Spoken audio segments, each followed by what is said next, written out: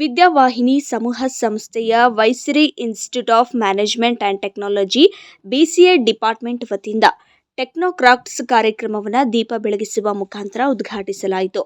ಆ್ಯಪ್ಗಳನ್ನು ಅಭಿವೃದ್ಧಿಪಡಿಸಿದ ವಿದ್ಯಾರ್ಥಿಗಳನ್ನು ಪ್ರಶಸ್ತಿ ಪತ್ರ ನೀಡಿ ಗೌರವಿಸಿ ಪ್ರಶಂಸಿಸಲಾಯಿತು. ಇನ್ನು ಇದೇ ಸಂದರ್ಭದಲ್ಲಿ ಮಾತನಾಡಿದ ವಿದ್ಯಾವಾಹಿನಿ ಸಮೂಹ ಸಂಸ್ಥೆಗಳ ಕಾರ್ಯದರ್ಶಿ DN ಪ್ರದೀಪ್ ಕುಮಾರ್, BCA ಮತ್ತು BBA ಕೋರ್ಸ್ಗಳನ್ನು ಅಧ್ಯಯನ ಮಾಡುತ್ತಿರುವ ವಿದ್ಯಾರ್ಥಿಗಳಿಂದ ಈ ಕ್ಲಬ್ ಉದ್ಘಾಟಿಸಿದ್ದು, ಈ ಕ್ಲಬ್ನ ಮೂಲ ಉದ್ದೇಶ ತಾಂತ್ರಿಕ ಅಪ್ಲಿಕೇಶನ್ಗಳನ್ನು ಅಭಿವೃದ್ಧಿಪಡಿಸಿ ಪ್ರಾರಂಭಿಸಲಾಗಿದೆ.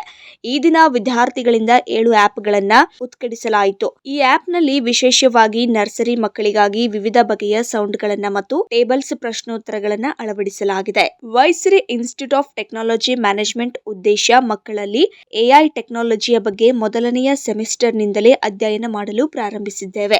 ಸಮವಾಗಿರುವ ಟೆಕ್ನಾಲಜಿ ಆ್ಯಪ್ಗಳನ್ನು ಅಭಿವೃದ್ಧಿಪಡಿಸಬೇಕಾಗಿದೆ. ನನಗೆ ಅಪಾರವಾದ ನಂಬಿಕೆ ಇದ್ದು, ಬರುವ ದಿನಗಳಲ್ಲಿ ನಮ್ಮ ವಿದ್ಯಾರ್ಥಿಗಳಿಂದ ಸ್ಮಾರ್ಟ್ ಆ್ಯಪ್ ಕಂಪನಿಗಳನ್ನು ನಿರ್ಮಾಣ ಮಾಡುವಂತಹ ವೆಬ್ಸೈಟ್ಗಳನ್ನು ಬಿಡುಗಡೆಗೊಳಿಸಲಿದ್ದಾರೆ. ಮುಂಬರುವ ದಿನಗಳಲ್ಲಿ ನಮ್ಮ ವಿದ್ಯಾರ್ಥಿಗಳು ಹೊಸ ತಂತ್ರಜ್ಞಾನಗಳನ್ನು ಅಳವಡಿಸಿಕೊಂಡು ಸಮಾಜಕ್ಕೆ ಉಪಯುಕ್ತವಾದ ಸರಳ ಆ್ಯಪ್ಗಳನ್ನು ಬಿಡುಗಡೆಗೊಳಿಸುತ್ತಾರೆ ಎಂದು ಆಶಿಸಿದರು. BCA ಮತ್ತು BBA ಕೋರ್ಸ್ಗಳನ್ನ ಸ್ಟಡಿ ಮಾಡ್ತಾ ಇದ್ದಾರೆ. ಅವರುಗಳು ಈ ಕ್ಲಬ್ನ ಲಾಂಚ್ ಮಾಡಿದ್ದಾರೆ. ಈ ಕ್ಲಬ್ಬಿನ ಉದ್ದೇಶನೇ ಟೆಕ್ನಿಕಲ್ ಆ್ಯಪ್ಸ್ಗಳನ್ನ ಡೆವಲಪ್ ಮಾಡಿ ಲಾಂಚ್ ಮಾಡೋದು ಅಂತ. ಆ ನಿಟ್ಟಿನಲ್ಲಿ ಇವತ್ತು ಒಂದು 7 ಆ್ಯಪ್ಸ್ಗಳನ್ನ is can be use for nursery ಮಕ್ಕಳಿಗೆ ಸೌಂಡ್ಸು, ಟೇಬಲ್ಸ್ಗಳು, ಆಮೇಲೆ ಕ್ವಶನ್ಸ್ಗಳ AI ಯೂಸ್ ಮಾಡಿ ಕಲಿಯುವಂಥ ಆ್ಯಪ್ಸ್ಗಳನ್ನ ಲಾಂಚ್ ಮಾಡಿದ್ದಾರೆ.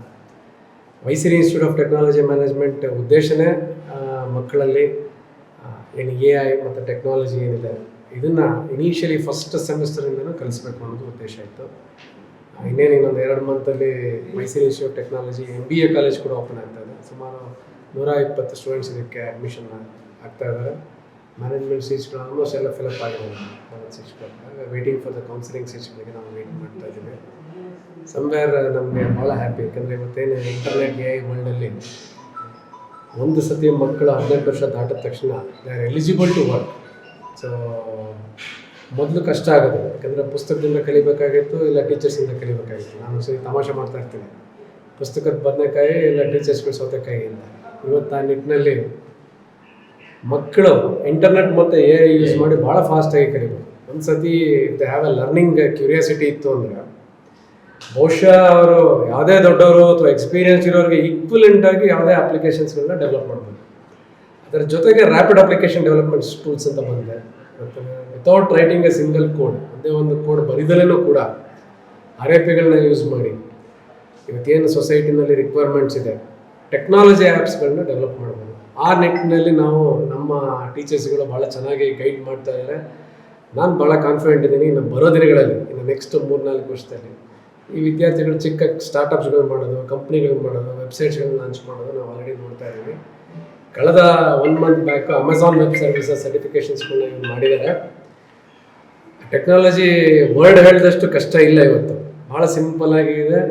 ಸುಮಾರು 1.5-2 ತಿಂಗಳಲ್ಲಿ ಇವರು ಆ್ಯಪ್ ಡೆವಲಪ್ಮೆಂಟ್ಸ್ಗಳನ್ನ ಕಲ್ತ್ಬಿಡ್ತಾರೆ ವಿದ್ಯಾರ್ಥಿಗಳು. ಆಮೇಲೆ ಆ ಕಲಿಕೆ ಎನ್ವಿರಾನ್ಮೆಂಟ್ ಇವರು ಇಟ್ಟಿದ್ದಾರೆ. ಮತ್ತು ಭಾಳಷ್ಟು ಜನ ಪ್ರೈಸ್ಗಳನ್ನ ತೊಗೊಂಡಿದ್ದಾರೆ. ಮುಂದೆ ಬರೋ ದಿನಗಳಲ್ಲಿ ಈ ವಿದ್ಯಾರ್ಥಿಗಳಿಂದ ಟೆಕ್ನಾಲಜಿ ಯೂಸ್ ಮಾಡಿಕೊಂಡು ಈ ಸೊಸೈಟಿಗೆ ಯೂಸ್ ಆಗೋವಂಥ ಕೆಲವೊಂದು ಸಿಂಪಲ್ ಆ್ಯಪ್ಸ್ಗಳು ಕುಡ್ ಬಿ ನಮ್ಮ ಚಿಕ್ಕ ಫೆಸ್ಟಿವಲ್ ಮಾಡೋದಾಗಲಿ ಅಥವಾ ಹೈಡ್ರೋಪೋನಿಕ್ಸ್ ಆ್ಯಪ್ಸ್ಗಳು ಒಂದು ಕೆಲವೊಂದು ಡೆವಲಪ್ ಮಾಡಿದ್ದಾರೆ. ರೈತರಿಗೆ ಯೂಸ್ ಆಗುವಂಥ ಆ್ಯಪ್ಸ್ಗಳಾಗಲಿ ಮುಂದೆ ಬರೋ ದಿನಗಳಲ್ಲಿ ಮಾಡ್ತಾರೆ ಅನ್ನೋ ಕಾನ್ಫಿಡೆನ್ಸ್ ನನಗೆ. ಕಾರ್ಯಕ್ರಮದಲ್ಲಿ ವಿದ್ಯಾವಾಹಿನಿ ಸಮೂಹ ಸಂಸ್ಥೆಗಳ ಕಾರ್ಯದರ್ಶಿ ಪ್ರದೀಪ್ ಕುಮಾರ್, ಪ್ರಾಂಶುಪಾಲರಾದ ಅಮೂಲ್ಯ, MBA ನಿರ್ದೇಶಕರಾದ ಪ್ರಸನ್ನ ಕುಮಾರ್ ಹಾಗೂ ಬೋಧಕೇತರ ಸಿಬ್ಬಂದಿ ವರ್ಗದವರು ಮತ್ತು ವಿದ್ಯಾರ್ಥಿಗಳು ಉಪಸ್ಥಿತರಿದ್ದರು. ಅಂಜನ್ ಕುಮಾರ್, ಅಮೋಕ್ ಟಿವಿ, ತುಮಕೂರು.